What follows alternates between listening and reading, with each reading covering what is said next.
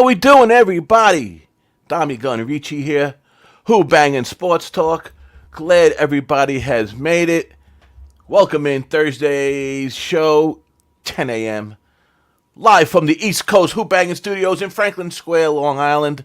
Glad to have everybody aboard. I'm feeling feeling good today. We have some good games today. Not many on the docket. That's why we love Thursdays. But checking out some new equipment today. Hopefully it's all going good. Let's see here. Let me see if I could raise this a little bit. That seems right. Okay. Here we go. Welcome, everybody. We're off a good Saturday.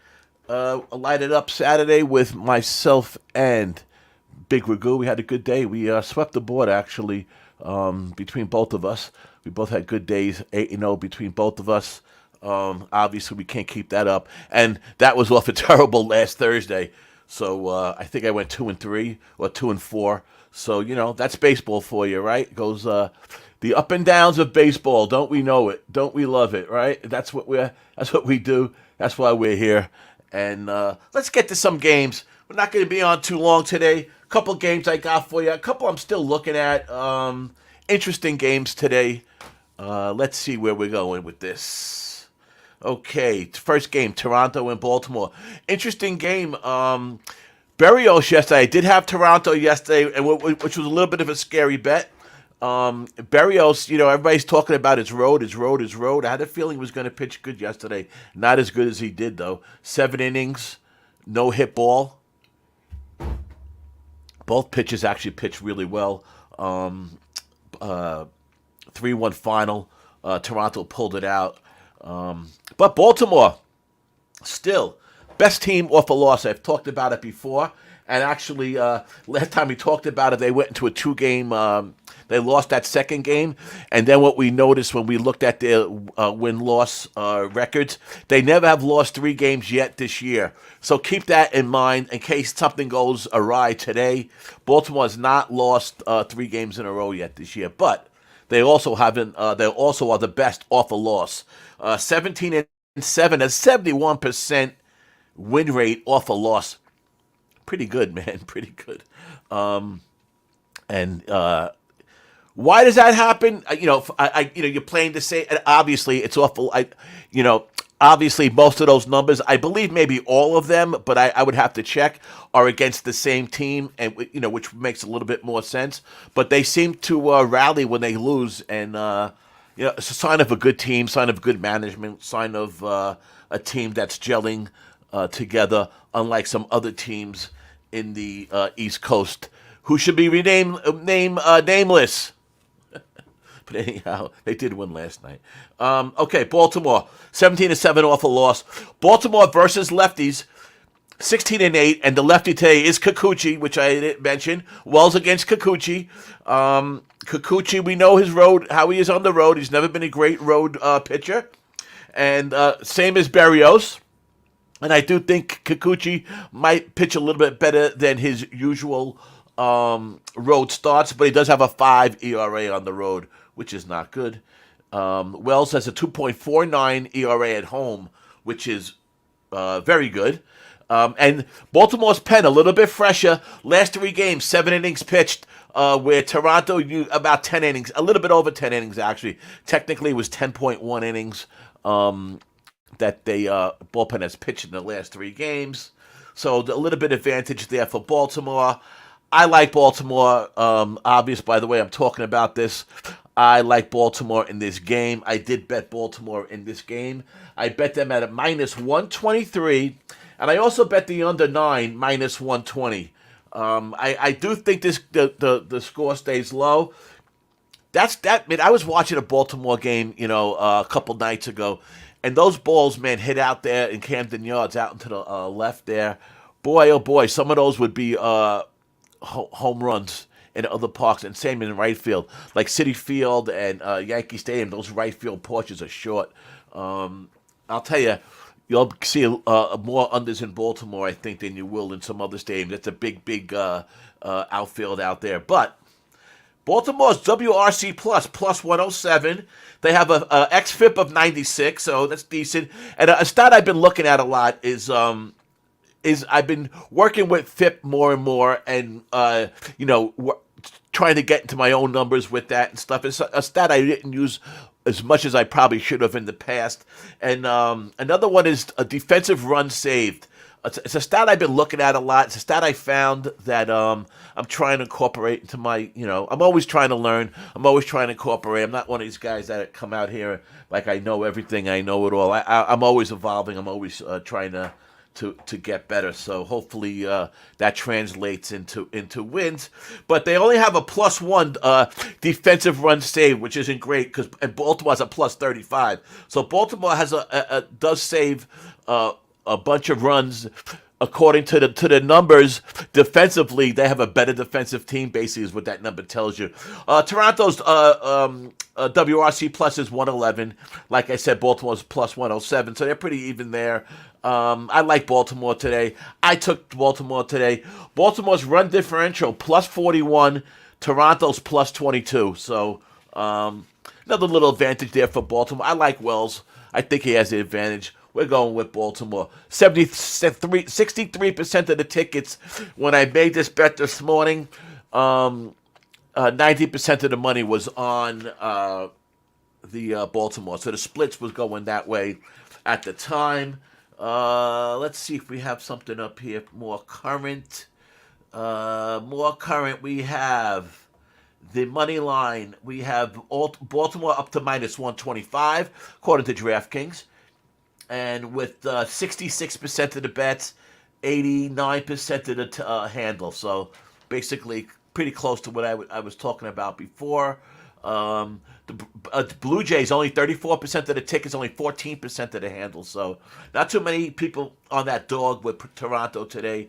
And also the under... the ticket splits on the under and over actually do favor the over a little bit more. 57% of the cash, 52% of the bets, but that doesn't sway me off a bet. A split is never going to really take me off too much. In the morning when I look at it, but it's nothing that I worry about after I make the bet and I see a little bit of difference. Because if I looked at all my bets, all the games I bet over the last few years, I'm sure that didn't factor in too much in my win-loss record. So I'm not the biggest money split guy. I think some people do it way too much, and I think it's a detriment to themselves worrying about the money splits and worrying about where they get the money splits from. I've been hearing a lot of stuff about the Action Network all of a sudden again, and they're just somebody that from early on I learned that it's they're not the greatest either. Action and with your I've been taught that with the Action Network, you can go back into the back end and change numbers around when it comes to your home, when it comes to your record, which you could do with a lot of sites. So that's why I don't trust all that stuff so much. You know what I trust? Your printout from your book, from your sports book. I use BetUS and BetOnline mostly for my baseball plays because they are, I don't care what anyone says, they are two of the best. You're going to get the better numbers more times than not with those two books. I keep my own records, but I also print out every month. I have a printout, and that tells you the truth right there. So, anyhow, no more tangents today. Next game I'm on, that is the Angels versus the Rangers. Everyone's favorite Shohei Ohtani is pitching today, and I guess one of my favorite pitchers, Nathan Eovaldi, coming to the Rangers and just lighting it up, man. If this show is the name of the show goes after anybody, it's Eovaldi. He's been lighting it up, man. 9-2 record, 7-1 the last 8. He has a 2.49 ERA. Team. He's been raking. We could go over all the numbers, and not that Ohtani hasn't been. Ohtani's 5-2. With a 3.32 ERA. Home ERA is 2.66, but his away ERA is another run higher, 3.60 on the road. The Angels got a WRC plus of 109. and a 105 xFIP, which isn't great. Defensive run save plus 13, where, let's see, did I put down the Baltimore's, the Rangers defensive run saved? I might not have that. I'll see if I can look that up while I'm talking to you guys. The Rangers 26-13 as a favorite, 22-11 at home, 29-17 versus righties, a plus 120 WRC plus, which is the second in Major League Baseball, only followed by the Tampa Bay. Yeah, EQ, it is an Ohtani day in the public spot, and listen, this is a spot where and a situational trend that I play a lot, and that's fade the trendy dog, and the trendy dog is of course Shohei Ohtani. I like the Rangers today. I bet the Rangers over. I bet the over 8 because I have a feeling that there might be some runs scored in this game. What I did was I split the unit. I put a half a unit on the over 8, and I put a half a unit on Texas minus 134. Home favorites off a win. Here's a good one for you. Home favorites off a win with 5 cent steam the next day versus the same team. 110-53. So if you won as a home favorite yesterday, come back again against the same team. You're getting some steam, at least 5 cent steam favoring towards you.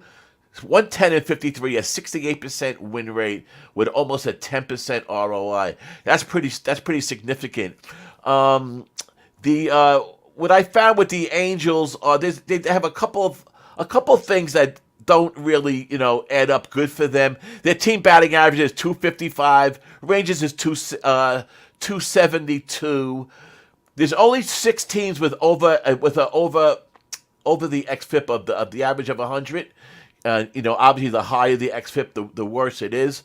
The Angels have one of the only 6 teams that have over a 100 xFIP, which is not good. The Angels run differential plus 18. Angels run differential plus 18. The Rangers run differential 145. What a number that is. That's an amazing number, if you ask me. Let's see, what else could we find out about this game? Let's see. The money, so the money splits. 60% of the tickets were on the Angels coming up through the morning, but the line was moving towards the Rangers. So that's what I mean by fade the trendy dog. It happens a lot, and I'll tell you, and also the. Now, as I see the Angels who opened up at a plus 110, now I'm seeing them plus 125 and higher. I think the Texas, this is a spot for Texas. And this is the game I took. I took Texas today, like I said, minus 134. And I took a shot over 8. I split the unit in half. Let's see what happens. Next game that I'm on.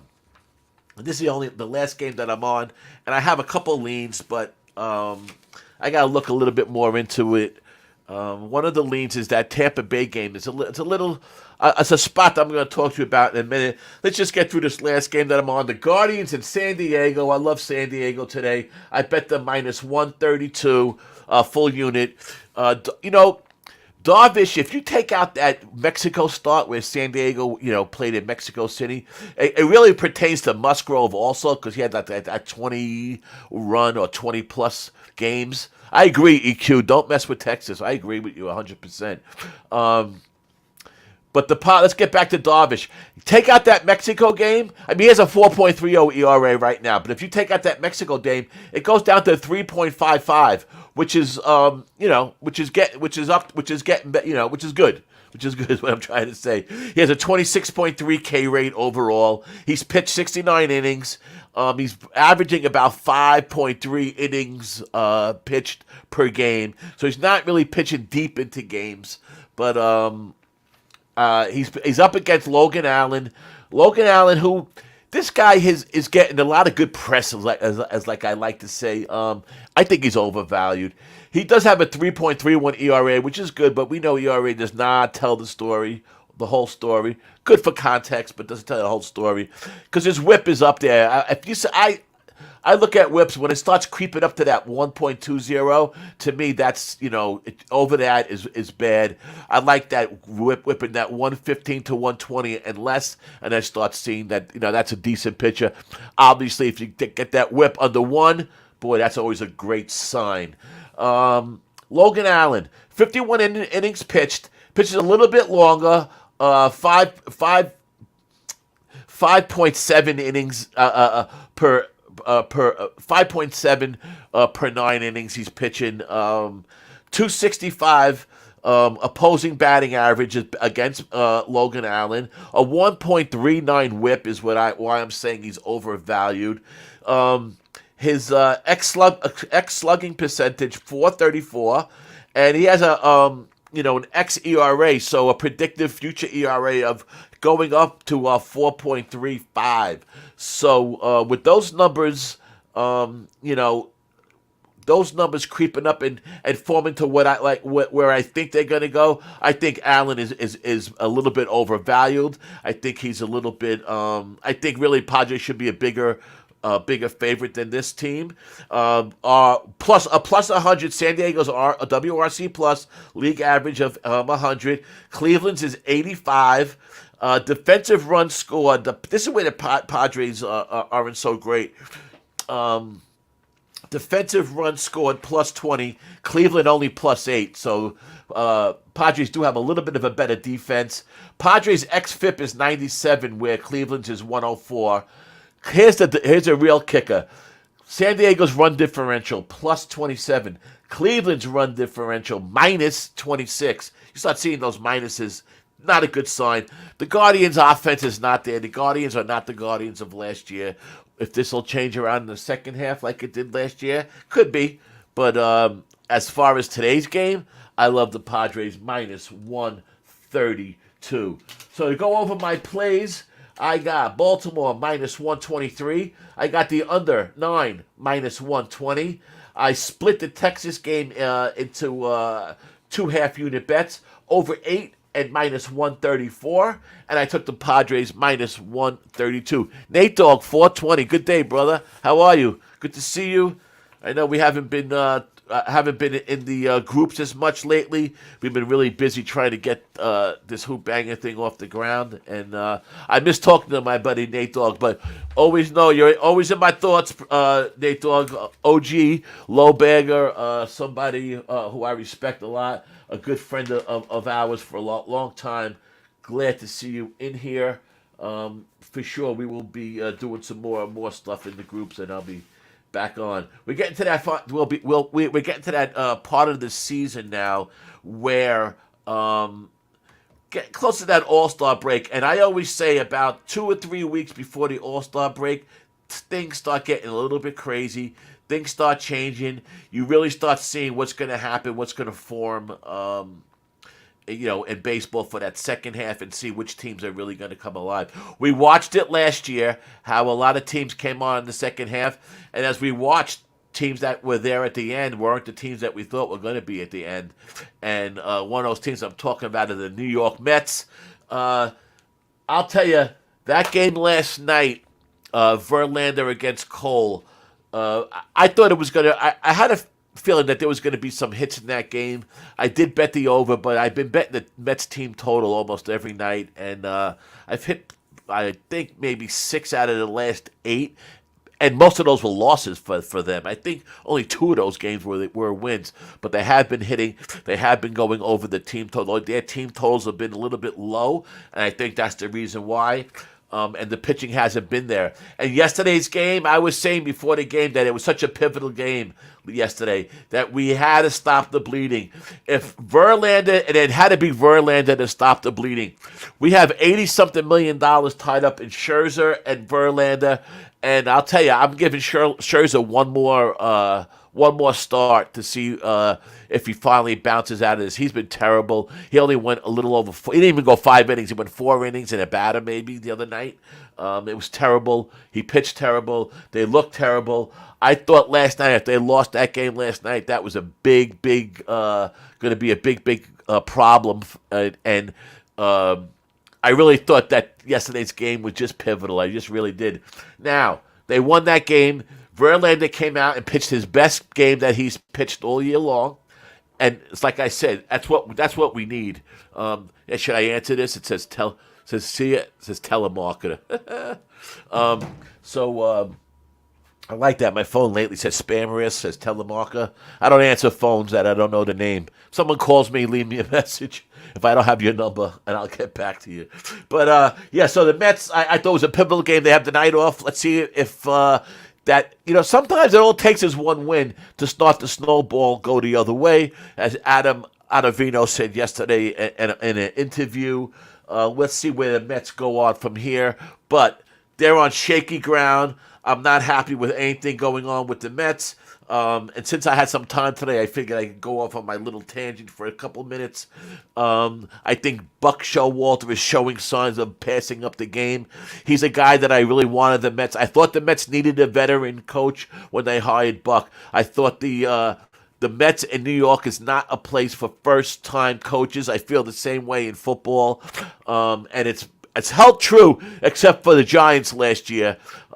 It's held true with these first-time coaches in New York. It's not the spot to be a first-time coach. It's hard enough to play in New York with all the nonsense, all the media, all the attention. And let's face it, we're one of the biggest markets in sports in the country, and everybody doesn't thrive when they come to New York, especially first-time coaches. I know we touched on football for a second, but just for full disclosure, I'm not a big Robert Saleh fan. I am a New York Jet fan. I don't think the Jets will ever get to a real a championship, AFC championship, let alone Super Bowl with Saleh. I think the Jets might be a great team to bet against, especially the first 3 or 4 weeks of the season. I think this whole Aaron Rodgers things, the books are going to know that everybody's high on Aaron Rodgers. Everybody, for some reason, thinks that the Jets are now the Chiefs because they got Aaron Rodgers. Like the Jets were only one player away, which is so far from the truth. It's ridiculous. But my point being and I'll get off of football. My point being is the first few games of this season, I think we're going to get some good value betting against the Jets. I think the books are going to know that people are going to try to pound on the Jets. And I think the lines are going to reflect it. And they have a tough schedule to start the year. Just look at it. It's if the Jets could win the first 2 or 3 games, then I'll come on here and I'll say I'm wrong, but I don't even think the Jets make a playoffs. I might even bet a Jets season total under this year. Don't like the whole situation that's going on. Hopefully I'm wrong, but I don't think I am. We'll see what happens. Get back to the Mets. I think that the Mets have a shot of maybe turning this around, but guess what? If they don't do it now, next 10 games, let's see what happens. They need to have a positive record in the next 10 games, I think, to have a shot of turning this around. Buck Showalter, back to him. I thought last year that was his fault why we did not do well in the playoffs. The team, I know this team like the back of my hand. The team was shot last year. He played the veterans to death last year. Alonso, Lindor, they played every game or they missed only a few. He did it to the pitching staff. Chris Bassett talked about it, how he was hurt at the end of the year. His last 2 starts, he never felt worse as a pitcher in his career than the last 2 starts. I think just, Buck relied on the veterans too much and did not mix in the young guys like he is trying to do this year. And it didn't work. I blame Buck. I think Buck now, the way the Mets have been playing, I think he's passing up the game. He's still, again, relying too much on the veterans. And the Mets general manager has not done a good job. But Billy Epler has not done a good job. If the Mets don't make a turnaround between here and the All-Star break, I think Steve Cohen's going to make a change. I know a lot of people disagree with this, but I think either Epler or Buck is going to be gone. They have to do something to make this turnaround. Tough situation to be in. Mets' next game is on Saturday. Is tomorrow versus the Cardinals. So the Mets are home against the Cardinals. So that's that. Tampa Bay. Bradley's pitching today. Now, I had Tampa Bay last night. I had a feeling I didn't have them to win. I had the team total over 4.5. I did not think and the last two games before that, with Oakland, I was banging the unders. Oakland's been playing great, right? They won 7 in a row, lost last night. Kind of figured it was going to come to an end. It is Tampa Bay. Tampa Bay played, flew to Oakland, and had to play again. They basically had lost that game. It was a total bullpen game. The first game in Oakland, they lost that 2-1. Now yesterday they bounced back with Glasnow. Come on, we couldn't figure that out. And just on a little tangent, something that annoys the hell out of me is when guys that do shows like this that come on and all these professor types and all these so-called statistic gurus and geniuses. And, they're giving out their best play, as Tampa Bay yesterday. It's like, come on, it's Tyler Glasnow. I mean, yes, it's something you should be playing, yes, but that's not a game we should be talking about and trying to talk to people about, following you. And you should be on that game already. You should know about that game already. You shouldn't need somebody to come on the air and tell you about Tyler Glasnow. But I did go against Bradley because of Glasnow last time and the last start, and it worked, and Bradley lost that game. There's a theory that I read about, and I've been trying to follow now, and it worked last game, where Bradley and Glasgow are mirror images. Bradley has followed Glasnow to a T. I watched an overlay of their pitching releases, and they're both at the same spot, and that's why Glasnow is such a great pitcher, because his slider, his fastball, everything is off the same release point. A big thing that where batters pick up on different pitches is they know, let's say, a Verlander's going to throw his four-seam, say, here, and more of a fastball here, or, something like that, right? So that's where these guys get their thing in. But Bradley is pitching again today, and he got rocked last time he followed Glasnow last start. Yes, against a lot better team than the Oakland A's. But I don't know, man. This is a little tricky game. I'm not going to bet against the Rays, but I might go with the over today in that game. That's a lead for me. The over in the Tampa Bay game. I think that's a legitimate spot there, and we'll see. That's one of the leans I have for the game. Let me see what I could find out about that split.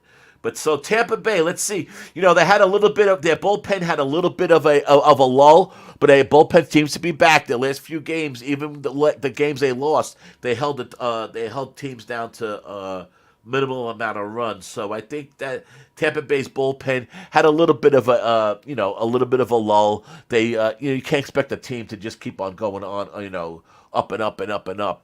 So I think that people's worrisome about Tampa Bay's bullpen might be a little bit something not to worry about as much. As far as the splits today, they're pretty much even.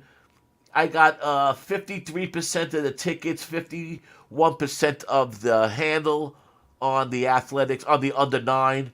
And conversely, on the over 9, I got 44% of the tickets, 49% of the handle. So it's pretty much even.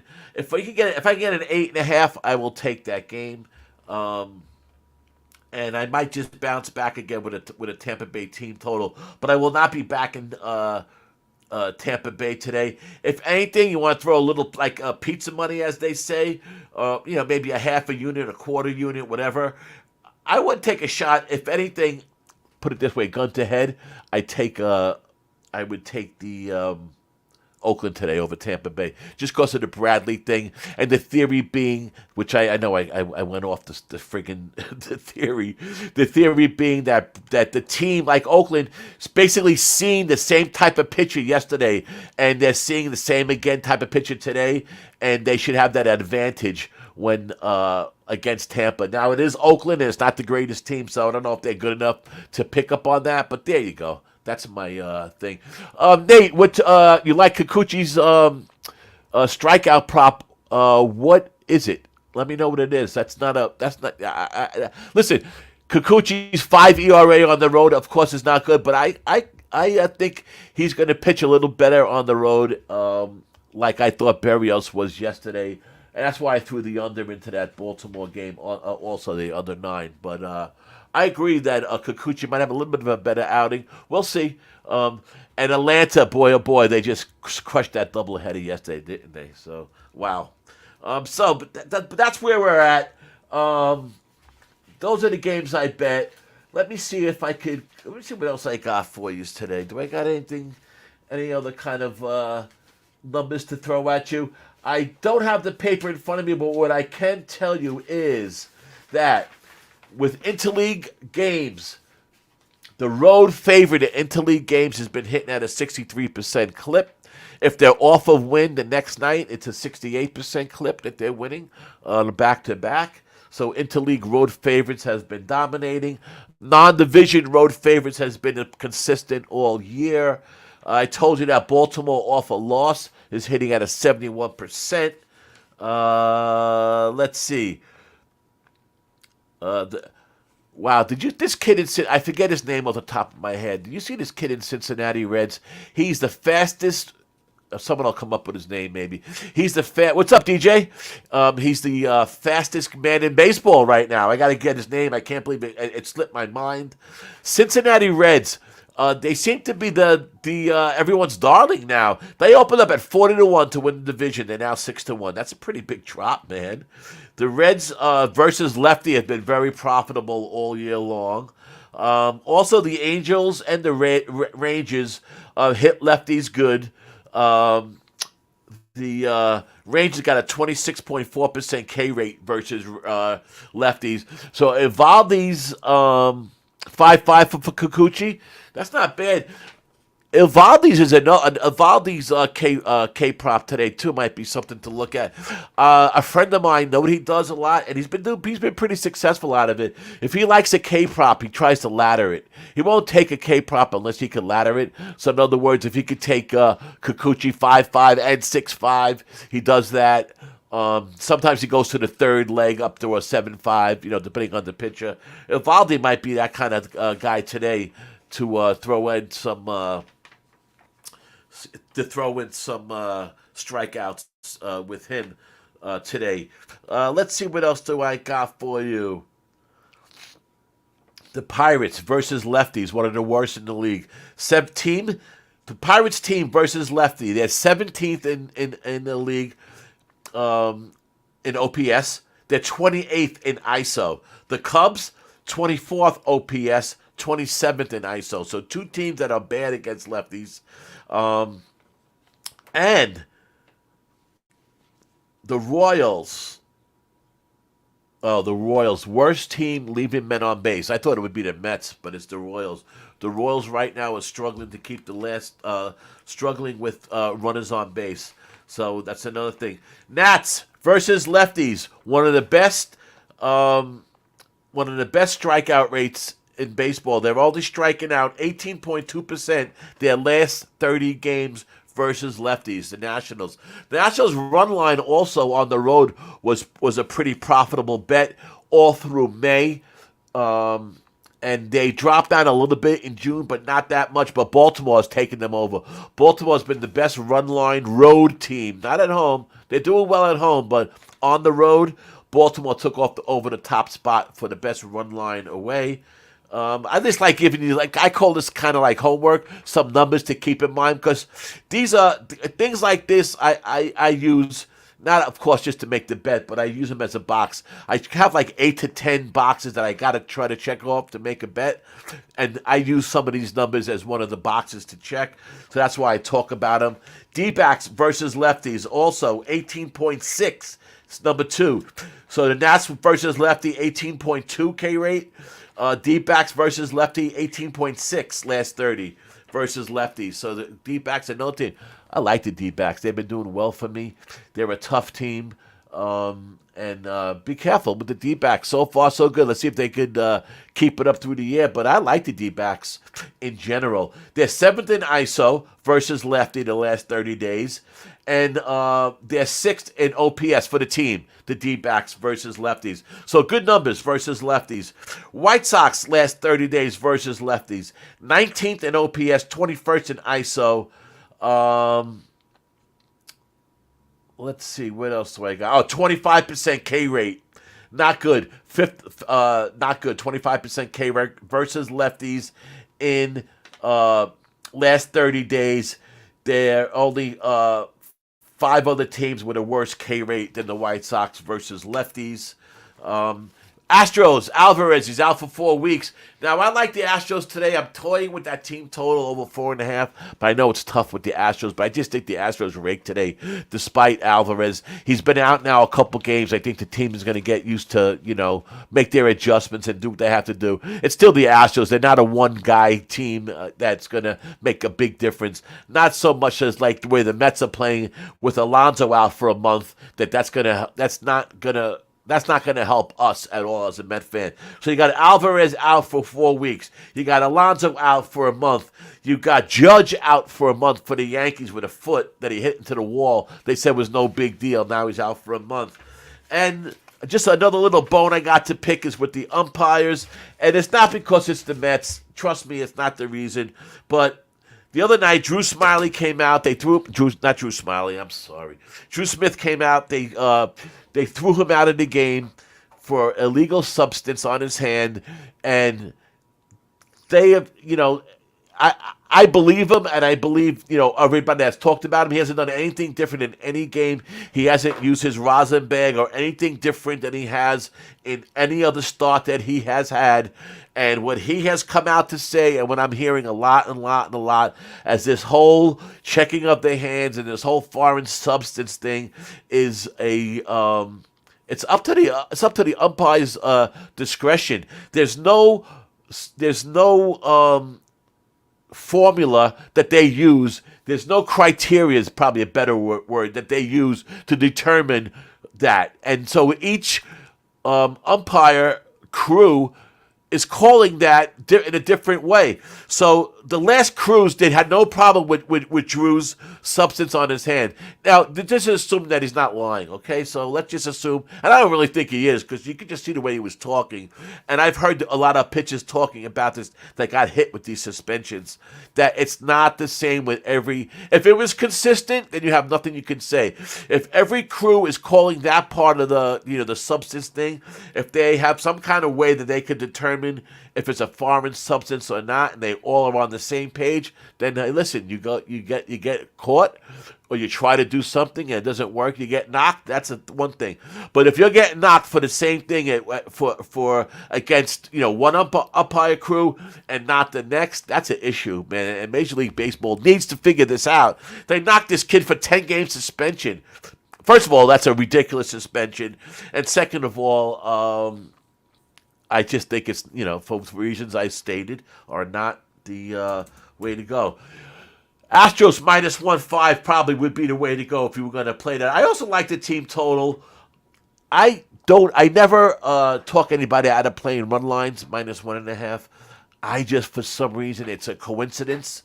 Whatever the reason is, there's not a reason for every reason why something happens. If it was, there'd be no luck involved. This wouldn't be a game. And the best model, the best computer, the best software would pick out winners all the time. And all we would have to do is pay for that. We'd all be rich, right? Think about that theory that I'm thinking about. So there's reasons why things happen, and there's coincidences that happen.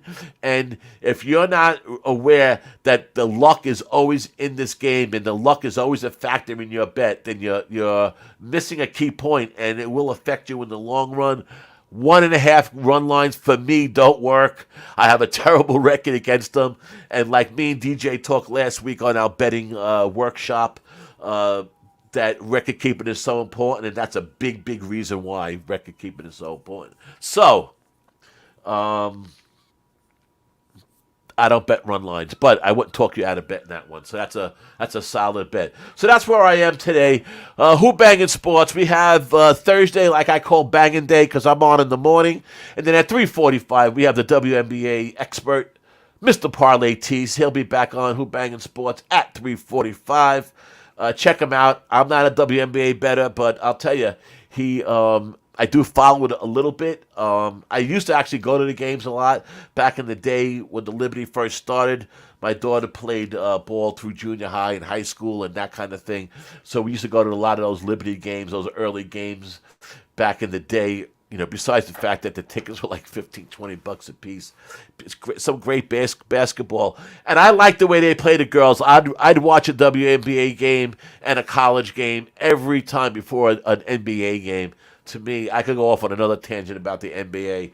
But WNBA is team ball. And I'll tell you, if you have a kid that you want to teach how to play basketball, let them watch the girls because they play team basketball, pick and rolls, not just lofting three-pointers and dishing and, doing all their one-on-one moves like the NBA likes to do. So shout out to the WNBA. Shout out to Parlay Tees. Check him out at 345.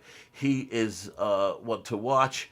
And that's what we got going on so far. So I will be back on Thursday. Today is Thursday. I will be back on Saturday morning at 10 o'clock for Light It Up.